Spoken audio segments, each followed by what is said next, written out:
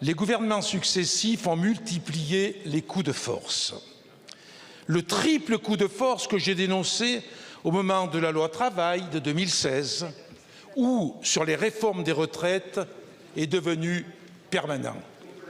Coup de force contre l'opinion majoritaire des Français.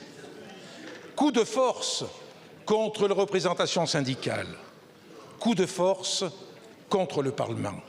Vous-même, Monsieur le Premier ministre, et dans le même esprit, n'avez-vous pas délibérément trompé les Français, les représentations syndicales et notre Parlement en organisant un conclave de façade, alimentant de faux espoirs chez ceux qui souffrent déjà de la réforme des retraites? Toujours dans cette logique, vous venez d'adresser un courrier au président de groupe.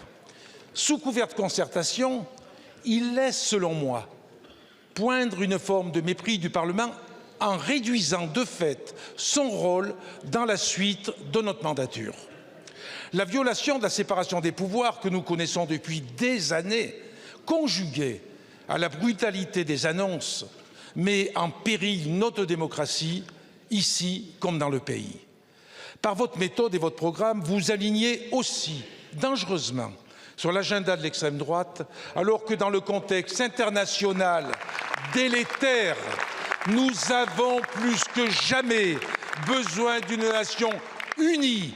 Oui, une nation unie, unie au service de la cohésion et de la paix. Monsieur le Premier ministre, mes chers collègues, nous sommes à un point de bascule. Monsieur le Premier ministre, je vous appelle solennellement à un sursaut. J'oserais même dire un coup de force, mais un coup de force démocratique. Je vous remercie. Merci beaucoup, Monsieur le Président.